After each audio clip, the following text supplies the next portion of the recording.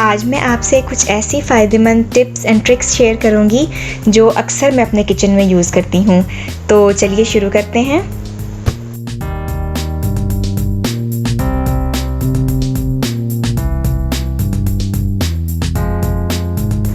आपने देखा होगा कि जो रबड़ के क्लीनिंग ग्लव्स आते हैं, इनमें रबड़ की ख़ास किस्म की स्मेल होती है जो ग्लव्स पहनने के बाद भी हाथों में रह जाती है। तो बाज़ औक़ात तो ये स्मेल इतनी तेज़ होती है कि हाथ धोने के बाद भी स्मेल ख़त्म नहीं होती।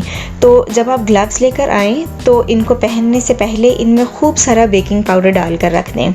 तकरीबन 2 से 3 घंटे ये ऐसे ही पड़े रहें। उसके बाद बेकिंग पाउडर को झाड़ कर फिर आप ग्लव्स को पहने तो रबड़ की स्मेल जो है वो ख़त्म हो चुकी होगी।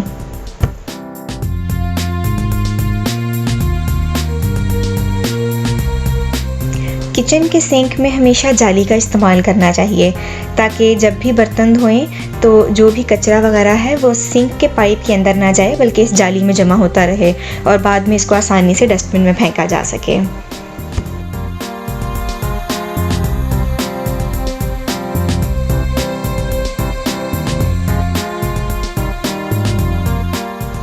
किचन का सिंक बाज़ दफ़ा ब्लॉक हो जाता है या उसमें से बहुत ज़्यादा स्मेल आने लगती है, तो उसके लिए ये है कि रात को जब आप किचन साफ़ कर चुके तो उसके बाद सिंक में तकरीबन 1 कप सिरका और 3 से 4 टेबलस्पून बेकिंग पाउडर के डाल दें और सारी रात ऐसे ही पड़ा रहे।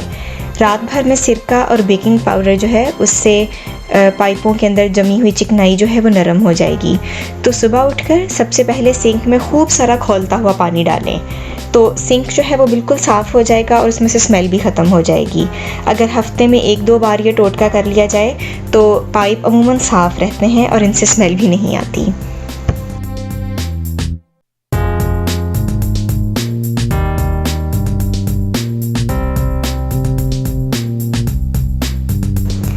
किचन में काउंटर और टाइल्स वगैरह साफ़ करने के लिए मैं अपने किचन में हमेशा ये स्प्रे बना कर रखती हूँ।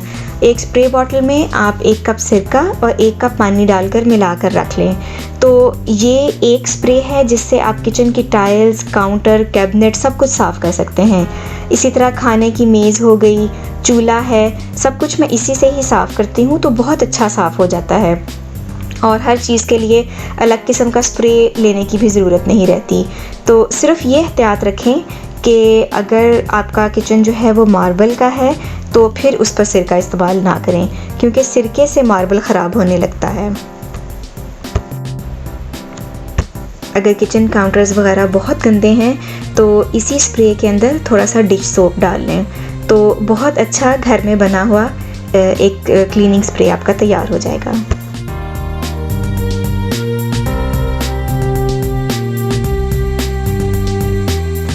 खानों में बाज़ारी मसालों का इस्तेमाल तो तकरीबन हर घर में होता है, तो खुले हुए मसालों को अगर ऐसे ही कैबिनेट्स में रख दें तो कैबिनेट साफ़ नहीं रहती और एक मसाला निकालना हो तो सारे मसाले निकाल कर देखने पड़ते हैं। तो इसके लिए एक बास्केट लेकर उसमें सारे मसाले सेट करके रख दें। जब खाना बनाना हो तो बास्केट निकाल कर मसाला इस्तेमाल करें और उसे उसी जगह पर वापस रख दें।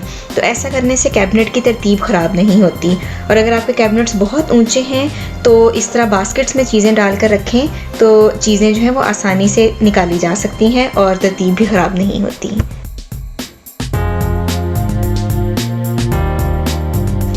किचन में काम करते वक्त जब हम सब्ज़ी बनाने लगते हैं या खाना बनाने लगते हैं तो सब्ज़ी के छिलके बार बार उठाकर डस्टबिन में फेंकने पड़ते हैं। तो जब भी खाना बनाना शुरू करें अपने पास एक बर्तन में प्लास्टिक बैग लगा कर रख लें। जो भी सब्ज़ी बनाएं या कुछ भी काटें तो छिलके इस बैग में फेंकते जाएं और जब काम ख़त्म हो जाए तो इस बैग को उठाकर डस्टबिन में फेंक दें। इस तरह खाना बनाते वक्त किचन काउंटर जो है वो बिल्कुल साफ़ रहेगा और आपको बार बार जाके डस्टबिन में कचरा फेंकने की ज़रूरत नहीं पड़ेगी।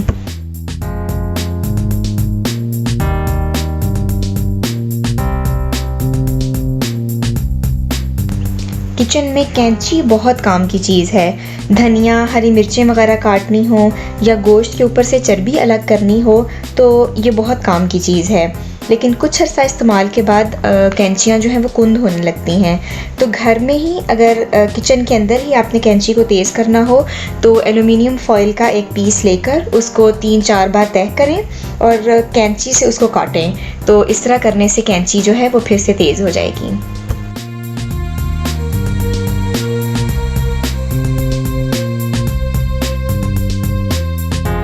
छुरी तो तकरीबन किचन में हर वक्त ही इस्तेमाल हो रही होती है और कुछ अरसे के बाद ही छुरियाँ इतनी तेज़ नहीं रहती।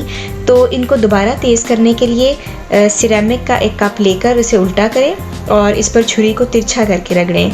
तो थोड़ी ही देर के बाद देखेंगे कि छुरी फिर से तेज़ हो जाएगी।